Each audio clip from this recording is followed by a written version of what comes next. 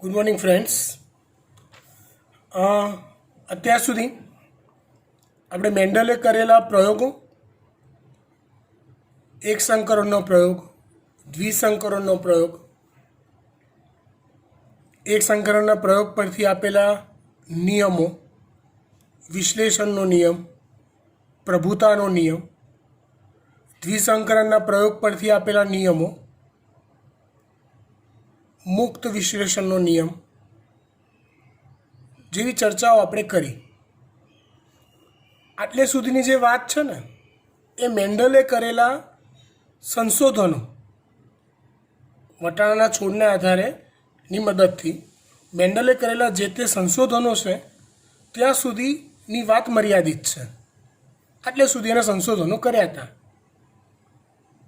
એના પરથી કેટલાક તારણો આપણે કાઢીએ કે મેન્ડલ શું કહેવા માગતો હતો. તો પહેલી વસ્તુ વાત કરીએ આપણે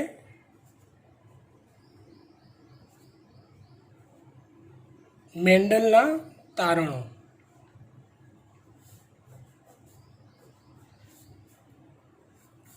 તો પહેલું તારણ, મેન્ડલના મત પ્રમાણે કોઈ એક લક્ષણ માટે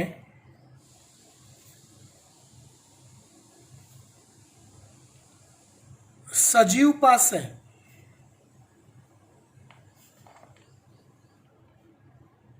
બે જ વૈકલ્પિક જનીનો હોય છે. આનો અર્થ શું સમજવાનો? આનો અર્થ શું સમજવાનો? તો કે ધારો કે આપણે ઊંચાઈનું લક્ષણ લઈએ તો એક લક્ષણ થયું ઊંચાઈ, એક લક્ષણ થયું ઊંચાઈ. તો ઊંચાઈનું લક્ષણ અભિવ્યક્ત કરતા હોય, ઊંચાઈનું લક્ષણ અભિવ્યક્ત કરતા હોય એવા જનીનો કયા કયા? તો તમે કહેશો sir capital T, small T. આ ઊંચો છોડ પ્રદર્શિત કરે છે, આ નીચો છોડ પ્રદર્શિત કરે છે. બીજું એવું એક ઉદાહરણ લઈએ. લક્ષણ લઈએ આપણે બીજનો રંગ.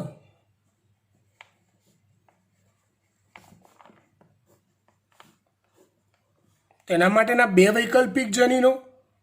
વૈકલ્પિક એટલે ઓપ્શનલ, કાં તો આ એ રીતે. તો બીજના રંગ માટે તમે કહેશો કેપિટલ વાય, સ્મોલ વાય. પીળો રંગ, બીજનો લીલો રંગ. મેન્ડલે વટાણાના છોડ પર પ્રયોગો કર્યા. એના પરથી એને મેળવેલા તારણો આ હતું. પૈકીનું એક પહેલું તારણ કે કોઈ પણ એક લક્ષણ તમે લઈ લો, તે લક્ષણ માટે એ સજીવ પાસે બે જ વૈકલ્પિક જનીનો હોય છે. ક્લિયર? ગુડ. બીજી વાત કરીએ, એને મેળવેલું તારણ. શું તારણ મેળવ્યું એમને? તો આ બે વૈકલ્પિક જનીનો પૈકી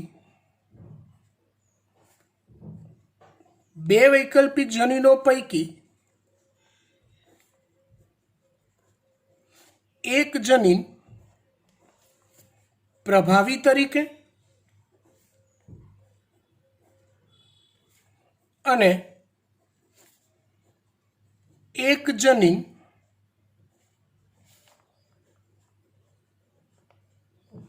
પ્રચ્છન્ન તરીકે વર્તે છે.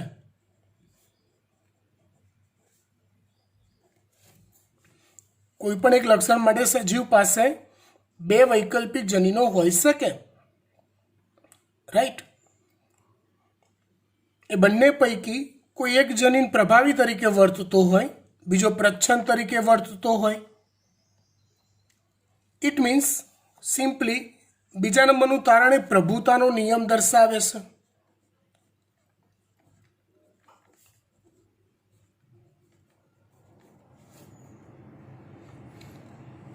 દાખલા તરીકે સજીવ પાસે કોઈ એક લક્ષણ માટે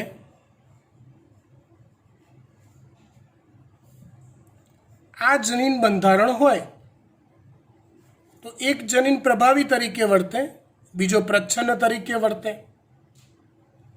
આઈ થિંક આ કન્સેપ્ટ ક્લિયર થઈ ગયો છે, એટલે આમાં વધારે આપણે ઉદાહરણ જોતા નથી. ત્રીજું તારણ, કોઈ પણ સજીવમાં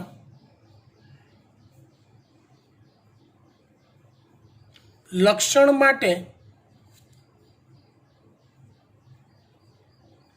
જનીનોની જોડ આવેલી હોય.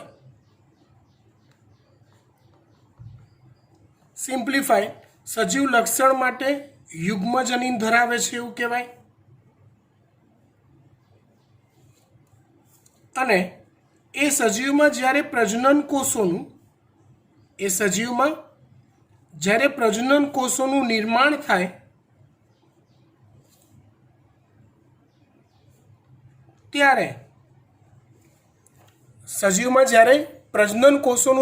થાય ત્યારે એ બે જનીનોનું યુગ્મ જનીનનું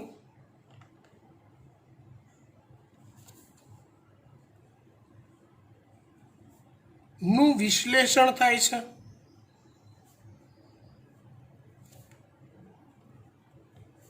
મતલબ કે બંને જનીનો છૂટા પડી જાય છે. વિશ્લેષણ થાય છે મતલબ કે બંને જનીનો છૂટા પડી જાય છે.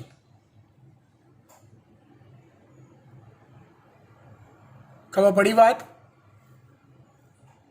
સારું, આ મેન્ડલના મુખ્ય તારણો હતા. ચોથું તારણ, મુક્ત વિશ્લેષણનો નિયમ કહી શકાય, જે આપણે આગળ સમજી ચૂક્યા છીએ કે ભાઈ બે ભિન્ન લક્ષણ હોય, એના માટેના ભિન્ન ભિન્ન જનીનોની જોડ હોય તો પ્રજનન કોષોના નિર્માણ સમયે એ બંને લક્ષણ માટેના જવાબદાર જનીનોની છૂટા પડવાની પ્રક્રિયા અથવા વિશ્લેષણ એ સ્વતંત્ર થાય છે, મુક્ત રીતે થાય છે. Like capital Y small Y, capital R small R હોય, આ એક લક્ષણ માટે આ બીજા લક્ષણ માટે જવાબદાર જનીનોની જોડ, તો વાયની છૂટા પડવાની ક્રિયાને આરની છૂટા પડવાની ક્રિયા સાથે કોઈ લેવા દેવા હોતા નથી. આવા તારણો મેન્ડલે આપ્યા.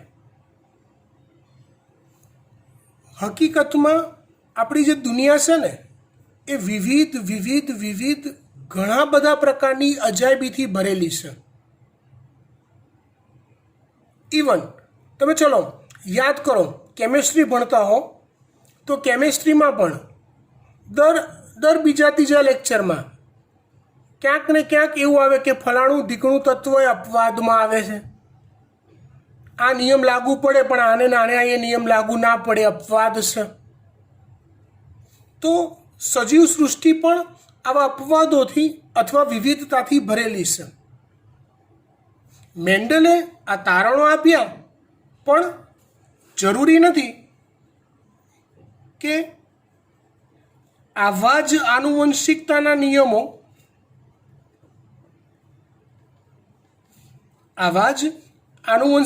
નિયમો બધા જ સજીવને લાગુ પડતા જ હોય.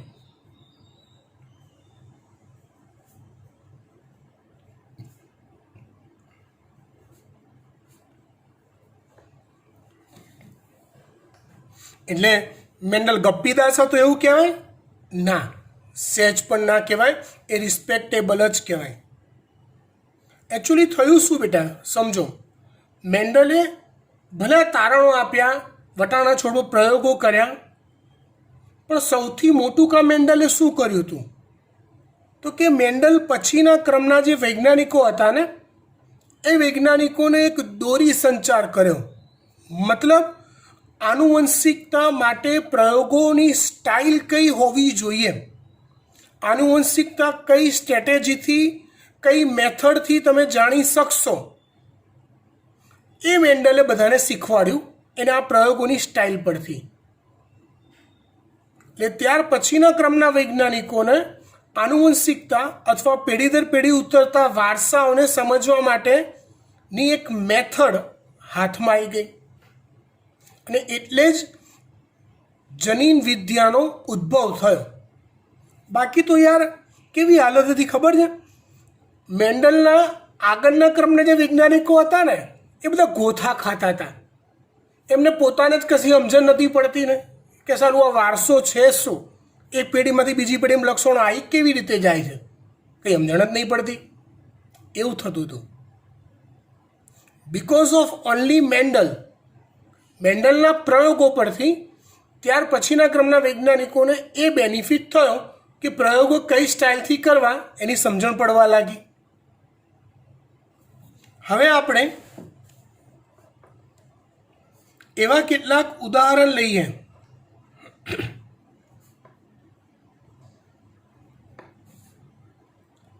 અથવા એવી કેટલીક આનુવંશિકતા લઈએ કે જ્યાં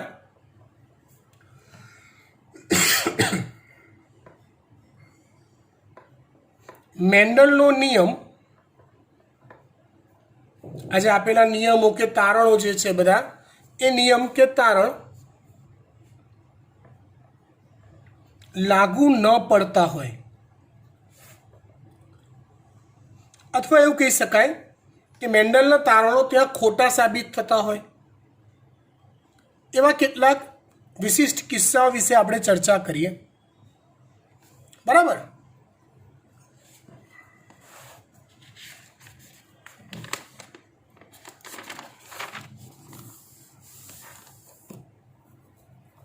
એવો એક કિસ્સો આપણે જોઈએ.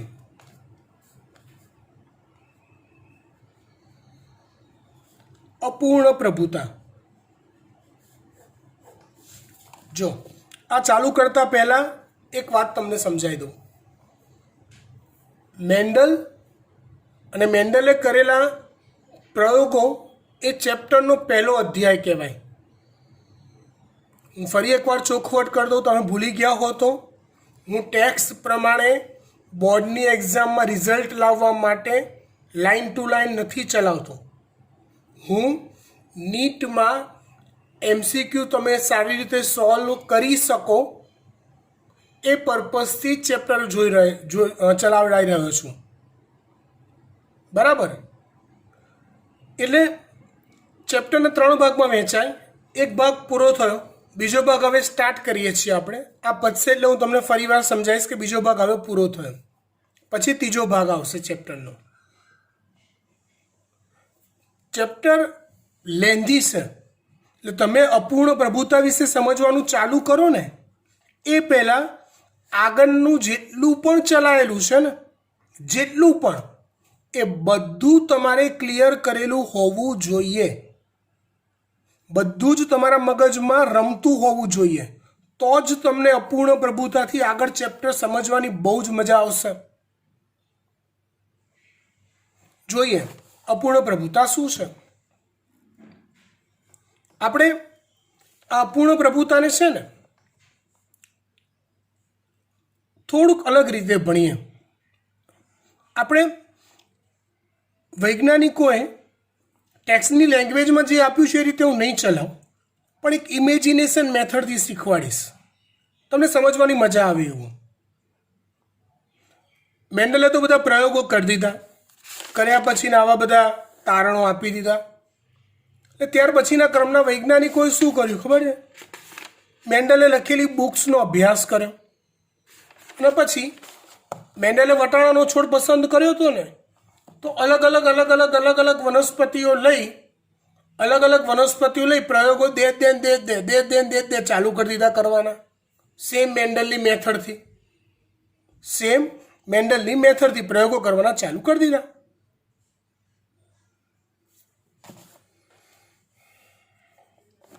અપૂર્ણ પ્રભુતા તો એક વનસ્પતિ છે ગુલબાસ.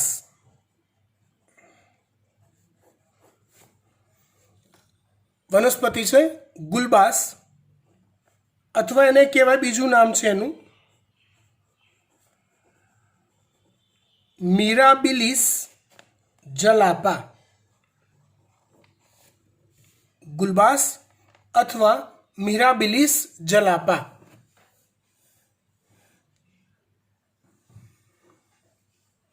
આ વનસ્પતિમાં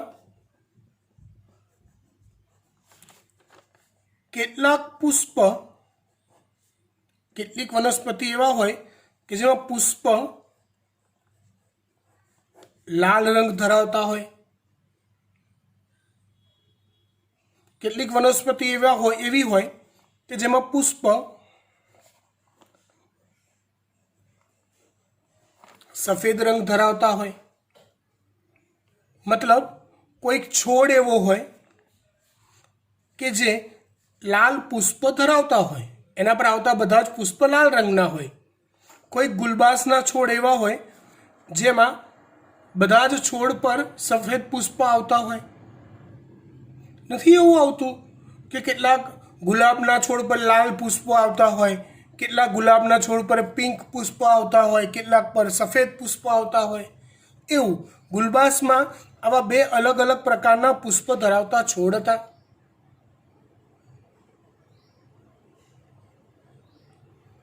હવે આવા ચલો મેન્ડલની મેથડથી વિચારો તો આ પુષ્પનો રંગ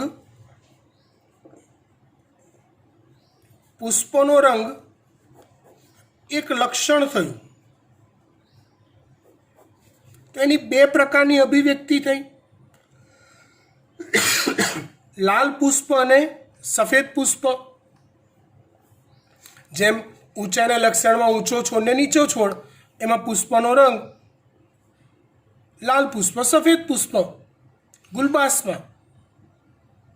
તો આપણે એવું વિચારીએ પહેલાં કે આ બંનેમાંથી પ્રભાવી કોણ હશે, કયા લક્ષણ માટેનું જવાબદાર જનીન પ્રભાવી હશે, લાલ માટેનું કે સફેદ માટેનું?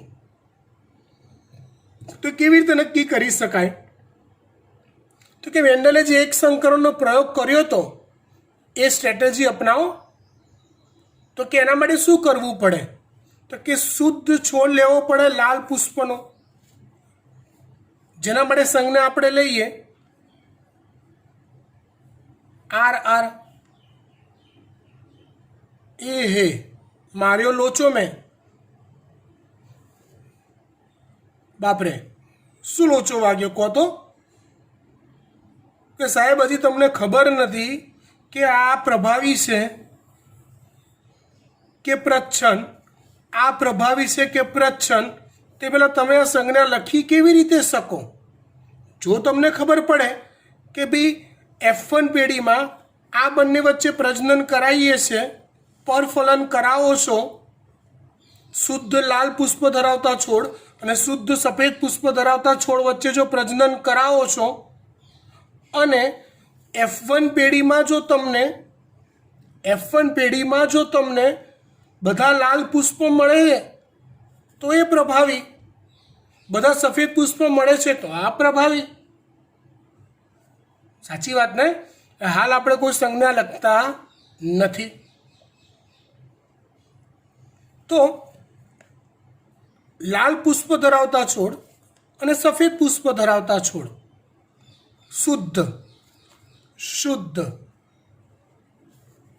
શુદ્ધનો મતલબ ખબર છે ને? આગળના લેક્ચર જો રિવાઇઝ કરતા રહ્યા હશો તો તરત ખબર હશે. હું યાદ નહીં કરાવું શુદ્ધ એટલે શું. ગુડ, આઈ થિંક યાદ આવી ગયું છે. જેને નથી યાદ આવ્યું એ લોકો સમજી લેવાનું કે આપણે જે લોકડાઉન એન્જોય કરીએ છીએ એમાંથી બહાર આવી જાઓ અને મળેલી તકને ઝડપી લો. બાકી પાછળથી બહુ જ પસ્તાવો થશે કે આ તક મેં જવા કેમ દીધી, કેમ કે વીતી ગયેલો સમય ક્યારેય પાછો આવતો નથી.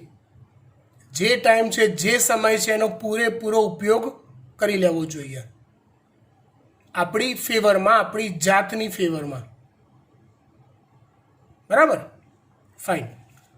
ફરી એકવાર, ગુલબાસ મિરાબિલિસ જલાપા વનસ્પતિમાં પુષ્પના રંગનું લક્ષણ તો કેટલાક છોડ પર લાલ પુષ્પ સર્જાય, કેટલાક છોડ પર સફેદ પુષ્પ સર્જાય.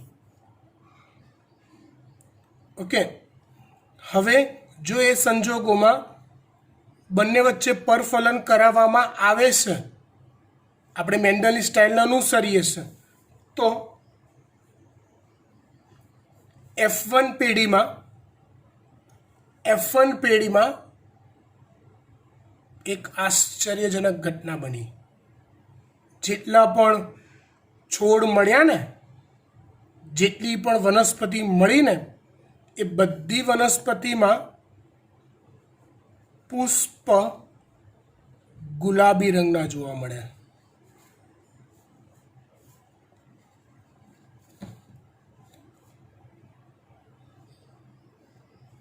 જેટલા પણ છોડ, જેટલી પણ વનસ્પતિ F1 પેઢીમાં મળી, એમાં ન તો લાલ રંગ દેખાયો, ન તો સફેદ દેખાયો, બધામાં ગુલાબી પુષ્પ જોવા મળ્યા. ટેકનિકલી વિચારો, ગુલાબી રંગ કેવી રીતે સર્જાય? તમે ચિત્રમાં ભણતા હો એ પ્રમાણે વિચારો તો. યસ, લાલમાં સફેદ રંગ મિક્સ કરો, થોડોક લાલ થોડોક સફેદ મિક્સ કરો તો રંગ કયો મળશે તમને? ગુલાબી મળશે. સેમ વસ્તુ એ જ અહીંયા થઈ છે. એટલે પ્રયોગને આપણે કંઈક આ રીતે આગળ લઈ જઈએ. Capital R, capital R, capital W, capital W. કેમ કે સમજો યાર, નથી આણે પોતાની પૂરી અભિવ્યક્તિ વ્યક્ત કરી, નથી આણે પોતાની પૂરી અભિવ્યક્તિ વ્યક્ત કરી. એટલે કોઈને પ્રભાવી અને કોઈને પ્રચ્છન્ન, તો કોઈને કેપિટલ ને કોઈને સ્મોલ, આવી સંજ્ઞાઓ નહીં આપી શકાય. તો બંનેને કેપિટલ સંજ્ઞા આપી દઈએ. લાલ રેડ આર આર, સફેદ વ્હાઇટ ડબલ્યુ ડબલ્યુ. પી પેઢી. ચલો આના જન્યુ પ્રકાર કહો તો.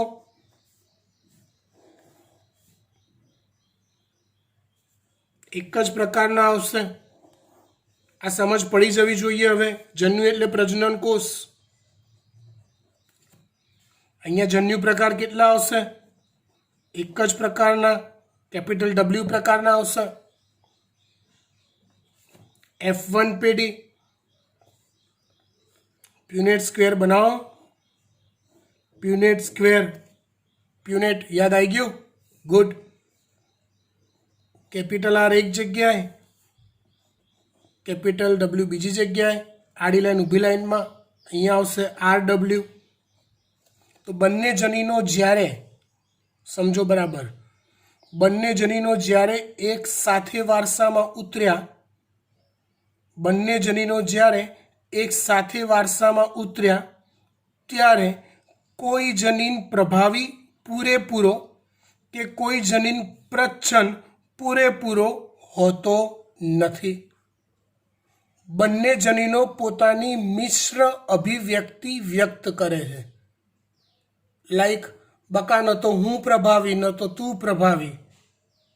આવો બંને ભેગા મળી થોડી થોડી પોતાની અભિવ્યક્તિ વ્યક્ત કરીએ અને રંગ આપણા બંનેનો મિશ્ર પ્રકારનો આપીએ. ખાવ પડી ગઈ વાત. તેને કહેવાય છે અપૂર્ણ પ્રભુતા. તેને કહેવાય છે અપૂર્ણ પ્રભુતા. ન તો હું પૂરો પ્રભાવી, ન તો તું પૂરો પ્રભાવી. આપણે બંને અપૂર્ણ પ્રભાવી. ન તો હું પ્રચ્છન્ન, ન તો તું પ્રચ્છન્ન. આપણે બંને સરખા સરખા એક સાથે જ્યારે ભેગા મળીશું, ત્યારે આ લાલ પુષ્પ ધરાવતા છોડ, આ સફેદ પુષ્પ ધરાવતા છોડ,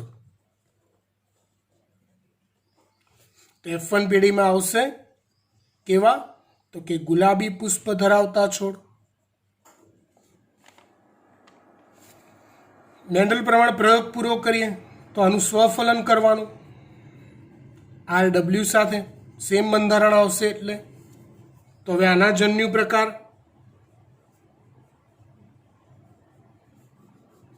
કયા કયા આવશે?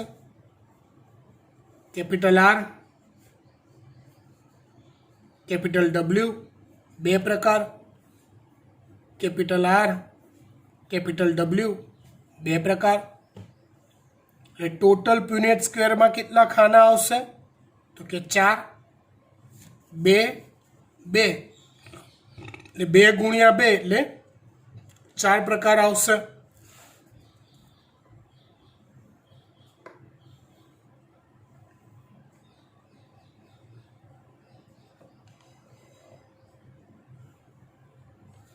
આમાં capital R, capital W, capital R, capital W. એક ખાનામાં આવશે આડી હરોળ ઊભી હરોળ કેપિટલ R, કેપિટલ R. બીજામાં આવશે આડી હરોળ ઊભી હરોળ capital R, capital W, capital R, capital W, WW. ચલો આ F2 પેઢી થઈ. તો F2 પેઢીમાં શું પરિણામ મળશે? તો કે જ્યાં RR છે એ છોડ કેવા રંગના મળશે? પુષ્પ એના હા તો કે લાલ. RW, RW તો કે ગુલાબી. અને WW તો કે સફેદ. ચલો આનું પરિણામ શું આપી શકાય? તો પરિણામ આવશે 1:2:1. RR 1 છે, RW 2, WW 1. એટલે અપૂર્ણ પ્રભુતાનું પરિણામ શું આવશે? 1:2:1.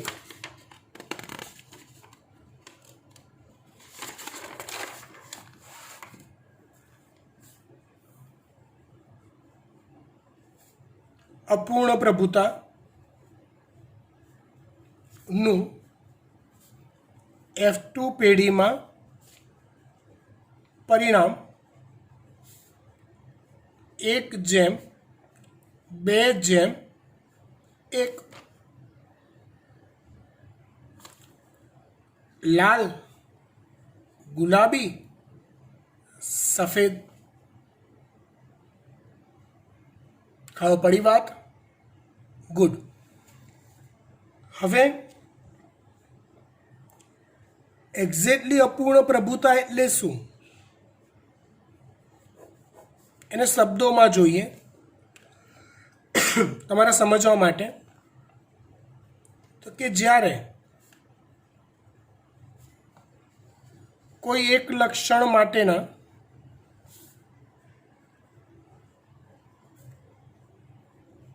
બંને વૈકલ્પિક જનીન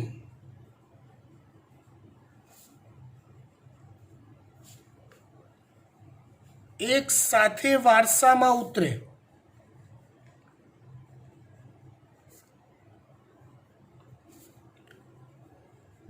RW. એક લક્ષણ માટેના બંને વૈકલ્પિક જનીન R જે લાલ રંગ માટે જવાબદાર છે, W જે સફેદ રંગ માટે જવાબદાર છે, એ બંને જનીનો એક સાથે વારસામાં ઉતર્યા ત્યારે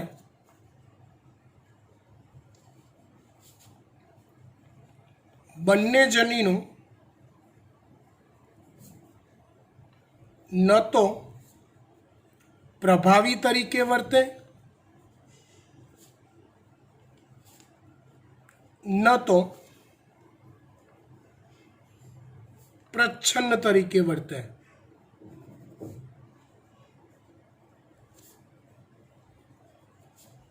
બંને મિશ્ર અભિવ્યક્તિ